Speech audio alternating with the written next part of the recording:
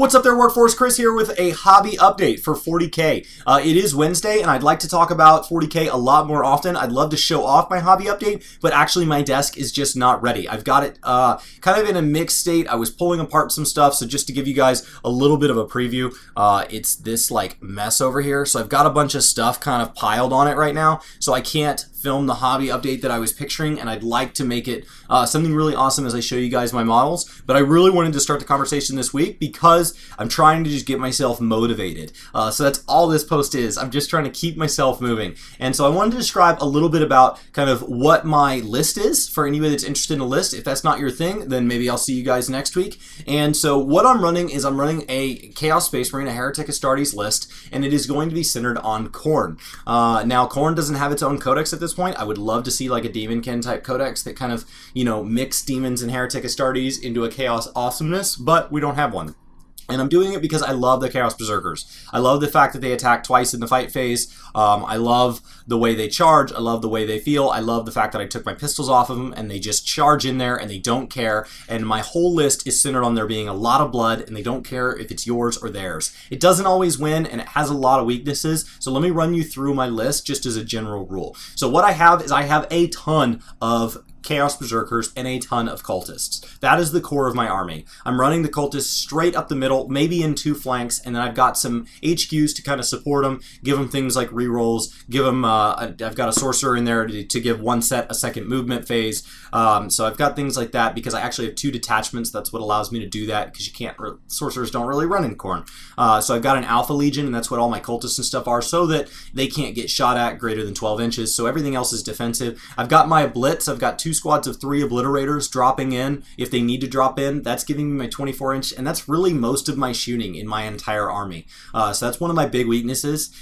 But the nice thing is about it being a lot of my shooting is people want to melt it down, and obliterators don't melt easy. So I kind of just drop them in. They're meant to be board control. If you block me from dropping them with the new deep strike rules and it doesn't seem worth it, that's fine. The only reason I'm deep striking them so far forward is because they only have 24-inch range. So if you want to come to me, that is 100% okay.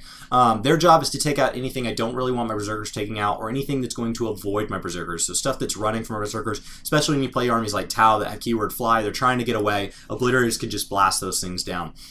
The cultist job is really just fodder, and now that I can only use that stratagem once per game, that kind of brings them all back, I bring it as one big squad and a bunch of little squads that mostly just avoid deep strike, hold objectives, things like that. And then I have some Chaos Spawn because they're just fun. They put out a ton of attacks, and it's nice to have a fast attack that can kind of flank up the side. There's something that shouldn't be ignored. They put out D6 attacks each, so when you roll that D6, and I think I have them in a squad of 3 off the top of my head, you know, they can have a lot, especially when you add attacks for the charge and things like that. You know, they roll and they can have they have a D3 mutation, so you can add an attack. And so they have some pretty incredible things there. And that is really the core of my list. I have some Blitz, I have some Spawn, I have very few weapon profiles, so it plays very, very fast. And the reason for that is me and my brothers have been playing with timers. The new ITC is kind of saying it's moving that way. We found that it made the games a lot faster. We don't spend so much time talking. And instead of focusing on every move being correct, just play the game and afterwards reflect back. And if you have an opponent that respects you, they'll talk about, hey, here's where I saw you make a mistake. Hey, here's where I think you could improve. Here's how I think you could have beat me in the following ways. I think that on this turn you could have come out a little further ahead if you targeted this a bit differently. And so I think it's easier to kind of focus back on the whole game and just keep it moving. And this list, I don't have a lot to think about. I have very, very, very few weapon profiles. I have 24-inch rapid fire. I have 24-inch flesh metal guns. I have 2 sorcerers, so I've got a little bit of psychic. I really don't have a lot. Spawn have a little bit of weird moves because it's fun to play with, but it's mostly Berserkers. The biggest weakness that I have in my list as it sits today is with long-ranged elite-style armies, especially when you get into anything that's Space Marines. Anything that is following the Emperor is actually something I really struggle against, and a big piece of that is I always forget what things in my army have death to the false Emperor, and so if I had that, that might help a little bit because of the number of 6s, but ultimately I think I just either need more bullets, I need more wounds, or I need more saves. And so one of the things I'd like to make a change to is I would like to start running some rhinos. I'd like to strip 1 or 2 of my Berserker squads in there. I have 6 squads of Berserkers right now, 6 squads of 8, I think. So I think it's 48 Berserkers. I own 60, and so it's fun to try to see how many I can put on the table. I'd love to strip 1 or 2 of those squads out, drop in 2 or 3 Rhinos, and run them as line of sight, run them as, you know, things that can really carry things up the field. So depending on my opponent, I might be shoving them full of guys. I might be just rushing them up the field to kind of hold position and help give a screen of some sort to the horde of Berserkers that need to make it up the table. Because ultimately where I get screwed is on tables with not enough terrain, and unfortunately a lot of people do not play with the recommended amounts of terrain. The ITC puts out their terrain kits and they say this is the minimum. Their large, crazy expensive kit is the minimum amount of terrain that should be on a table. And if you think about it from a strategic standpoint, if I see you taking a whole planet, I'm not going to charge you somewhere there's not terrain. I'll just wait for you to be in a better position. Terrain is something that I'm really touchy about because my brother plays orcs and I play a melee army, and the two of us are very distinctly aware of when there's not enough cover on the table. So it's something that, you know, too many lines of fire, you get that extra turn. I can't deep strike anymore.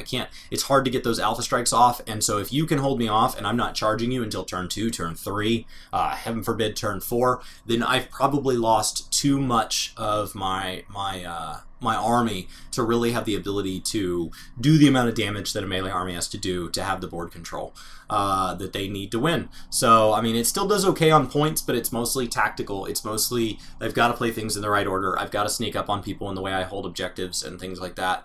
And I've got to have cover.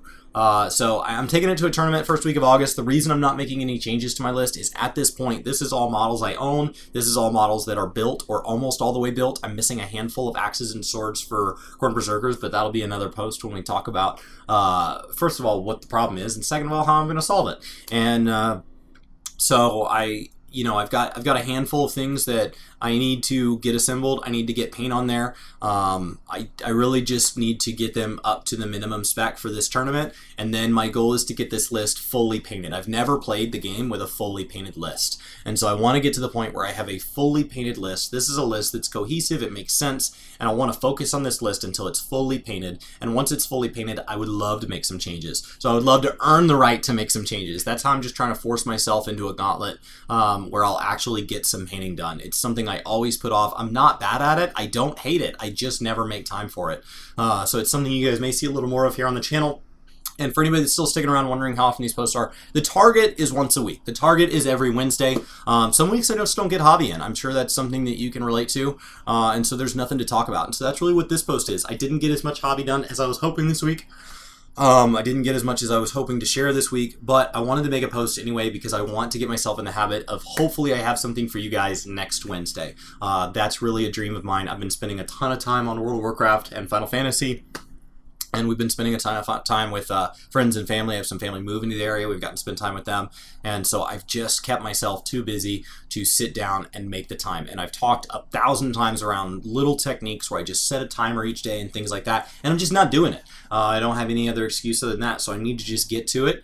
And thank you guys so much for hanging out. So thank you for any support. I appreciate the links that everybody's been sharing here and there. I've gotten some messages, people sharing their hobby progress. And I really look forward to seeing what you guys are doing, and I look forward to sharing what I'm doing as soon as I have something to show. So hopefully next week you will be seeing me film over at that desk, or I will have things built on that desk that are being filmed right here in this display space as it was designed. I designed this cabinet knowing that I was going to have this as either a drying area or display area or something like that.